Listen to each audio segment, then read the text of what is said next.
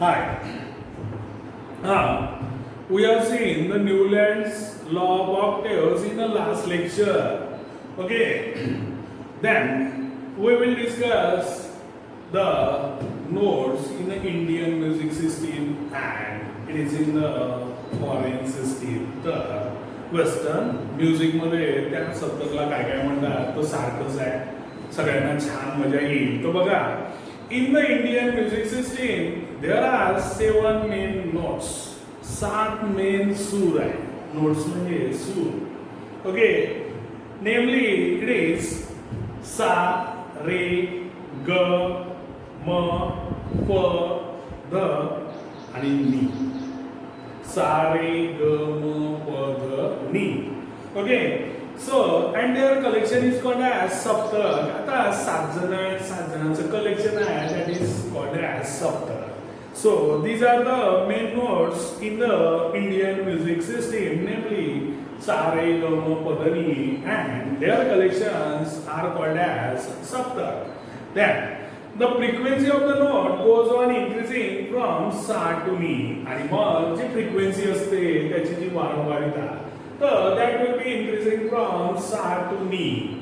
Okay, सा पासून नी पर्यंत आवाज फ्रिक्वेन्सी वाढत जाते. ओके, मग सा पासून नी पर्यंत, नंतर मग पुन्हा पुढच्या याच्यामधला सा येईल. तर बघा, the frequency of the notes goes on increasing from sa to ni. Then comes the sa of the upper saptak. मग पुढचं सप्तक, पुढच्या सप्तकचा सा. Okay, at the double the frequency of the original sa.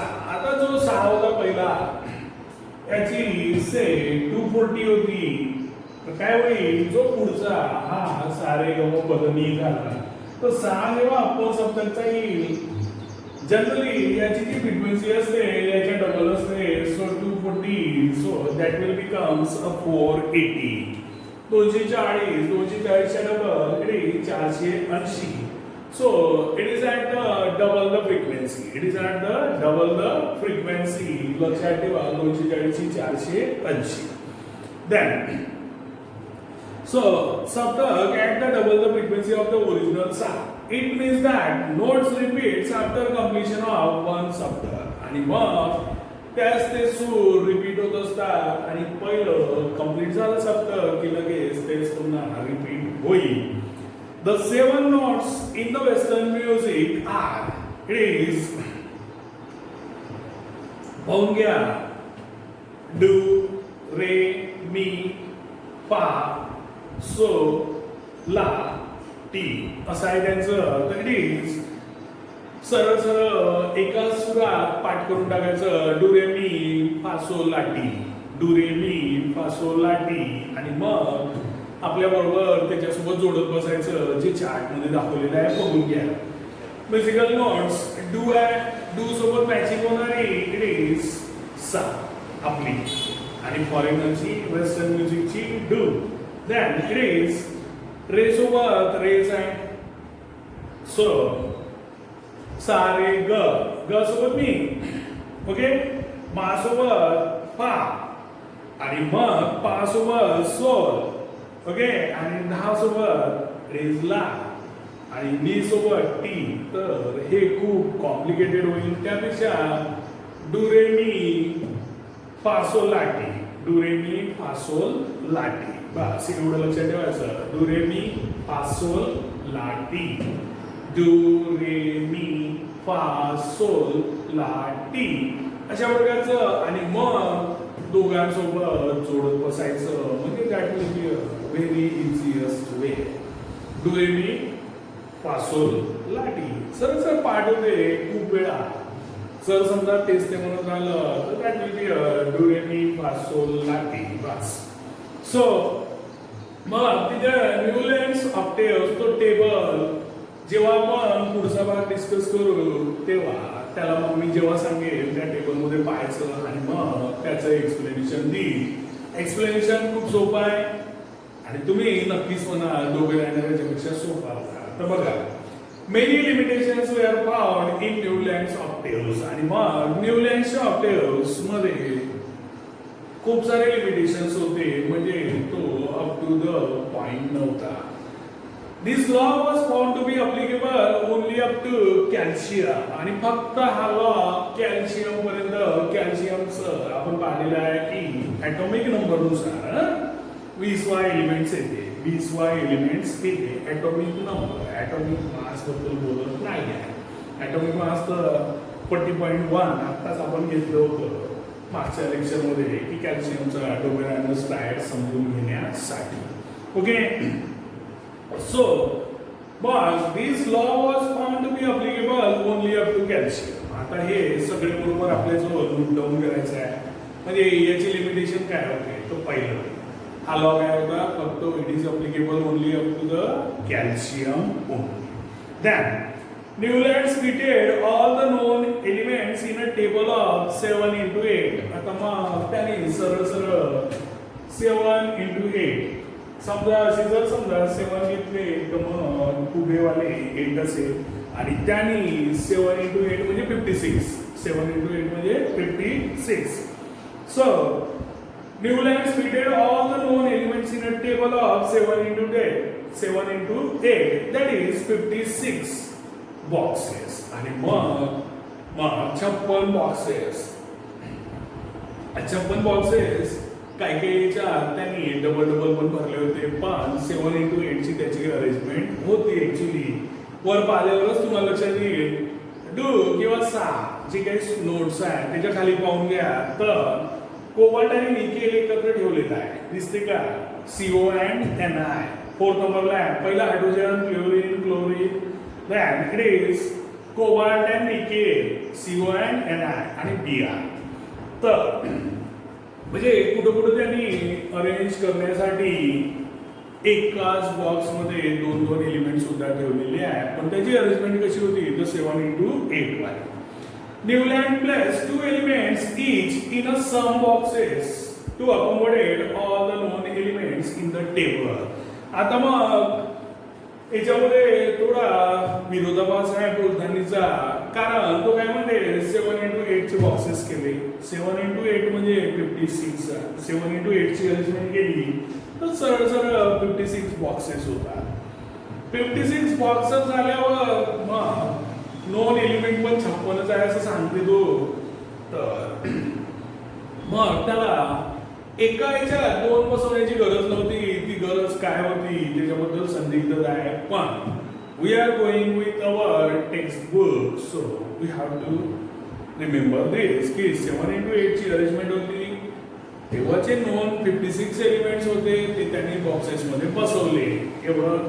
नंतर ते बॉक्सेस मध्ये बसवायचे होते, तर म्हणून त्यांनी एका याच्यामध्ये 2 एलिमेंट सुद्धा बसवले होते. आता त्यांना काय म्हणायचं आहे, सो गॉड नोस, आणि आपण बोलत जाणार नाही. Okay, Newland places 2 elements each in a sum boxes to accommodate all the known elements in the table. आणि मग कदाचित 56 पेक्षा जास्त नंबर असेल, पण तिथे लिहिलेलं आहे की त्याच्यापर्यंत 56. तर Newland fitted all the known elements in a table of 7 into 8, that is in a 56 boxes. किंवा मग एलिमेंट्स जे होते तेव्हा ते नक्की जास्त होते, म्हणूनच त्याला एका बॉक्समध्ये 2 सुद्धा बसवावे लागले. तर अंडरस्टँडिंग ठेवून द्यायची आणि पुढे जाऊ. For example it is CO and Ni, cobalt and nickel. Okay, then it is Ce and La. Okay, C and La. तो पाहून घ्या, जो आपला बघा माय सारे ग म, तर म किंवा FA फा याच्यामध्ये ते एलिमेंट्स आहे C आणि La. तर तिथे पण ते 2 एलिमेंट ठेवलेले आहे. म्हणजे पहिल्या याच्यामध्ये 6 मध्ये किंवा डू मध्ये कोबाल्ट आणि निकेल आहे. ओके, तिथे पाहून घ्या, असं नोट डाऊन करा. आणि इथं C आणि La हे मध्ये आहे किंवा मध्ये आहे, आणि त्याला नोट करा ते एकाच बॉक्समध्ये 2 एलिमेंट बसवलेले होते. ओके, आणि त्यांचं उदाहरण लक्षात ठेवायचं, it is cobalt and nickel, and दुसरं it is C and La, सेला, CE सेला, बस. आणि कोणी किंवा कोबाल्ट अँड निकेल. पहा ते कसं लक्षात ठेवलं ते. For example cobalt and nickel and C and La. Moreover, he placed some elements with different properties under the same note in the octave. आणि मग जी सेम ऑक्टेव होती की त्याचं गणितच होतं की every 8 element shows the similar properties to the first. मग एका नोट्स मध्ये जर ठेवलं तर त्यांच्या केमिकल प्रॉपर्टीज सारख्या असायला पाहिजे होते, पण त्याच्यामध्ये काय होते की ते डिफरंट प्रॉपर्टी सुद्धा दाखवत होते. तर बघू आपण. पहा,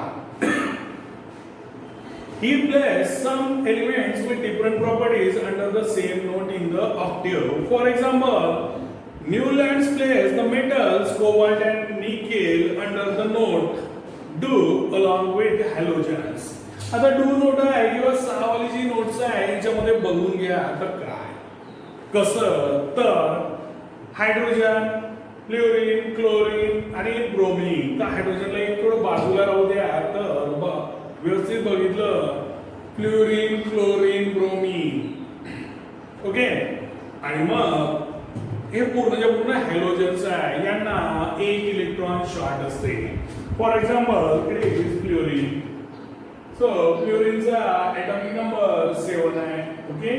so it is very sorry 9. फ्लोरीनचा ॲटॉमिक नंबर 7 आहे. 7 मधून 9 आहे. 7 तर कशाचा आहे? नायट्रोजनचा आहे. 2,5. So here it is 9 fluorine. So it will become 2,7 and due to this 7 I got 7.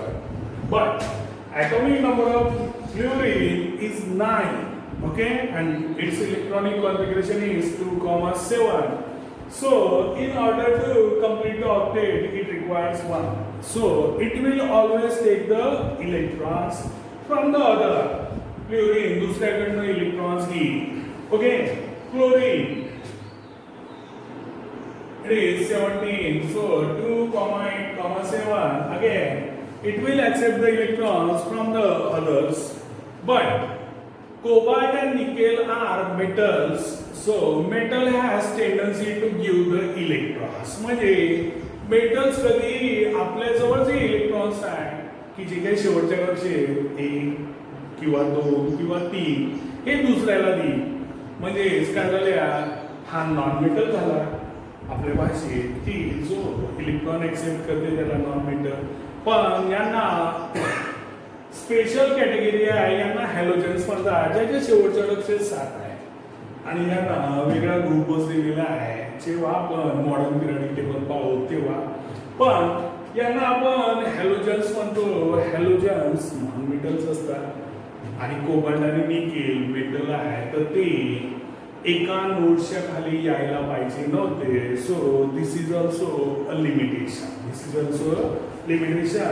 तर बघा, for example Newland places the metals आहे कोबाल्ट आणि nickel under the note do along with halogens, while Fe having the similarity with cobalt and nickel.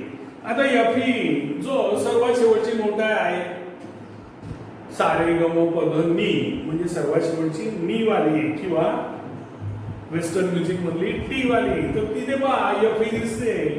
त्याला गोल करून लिहून द्या आणि मग कोबाल्ट आणि निकेल आणि Fe हे तिन्हीच्या तिन्ही मेटल्स आहे. कोबाल्ट मेटल आहे, निकेल मेटल आहे, Fe मेटल आहे. आणि मेटल हे मग यांच्या सारख्या प्रॉपर्टीज होत्या, तर हे एकाच नोटच्या खाली पाहिजे होते. पण तो Fe बिचारा खूपच दूर जाऊन बसलेला आहे कोबाल्ट आणि निकेल पासून, म्हणजेच त्याची placement is wrong. That is also a limitation. तर बघून घ्या.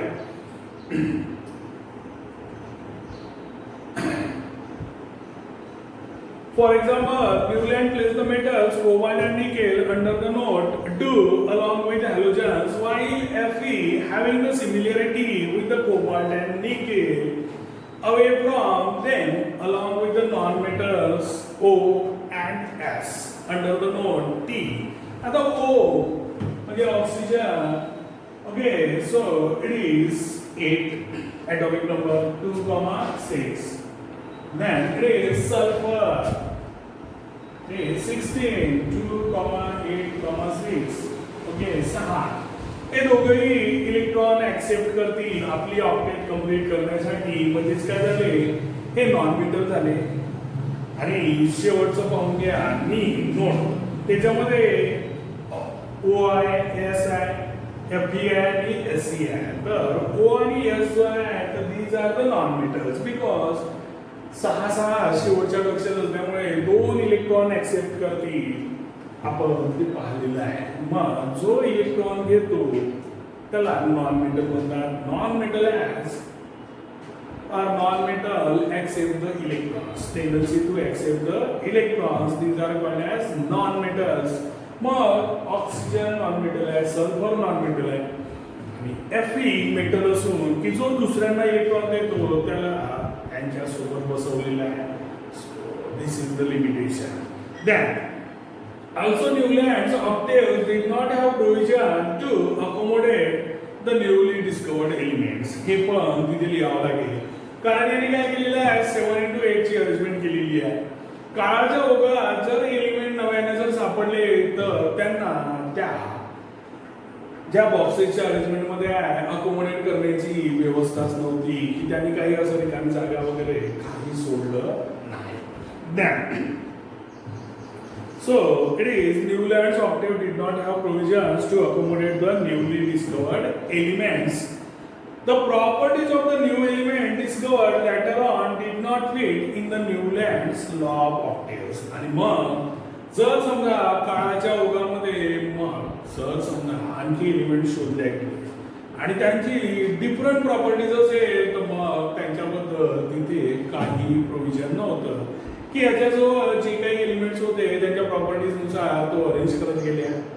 त्यामधले लिमिटेशन सांगितलेले आहे. पण नव्यानं जर एलिमेंट शोधले गेले आणि त्याच्या चार्ट मधले जे एलिमेंट आहे त्याच्यापेक्षा जर समजा टोटली डिफरंट प्रॉपर्टीज असेल तर त्यांनी कुठं बसवलं असतं याचं काही प्रोव्हिजन केलेलं नव्हतं. So it has very limitations. That's why his theory was also disapproved. आणि मग याच्यानंतर सर्वात वेगळा प्रयोग केला तो मेंडेलिव्हजनं आणि त्याने पिरियडिक टेबलच बनवला. अशी अरेंजमेंट केली की ज्याला आपण नंतरच्या लेक्चरमध्ये बघू. So bye.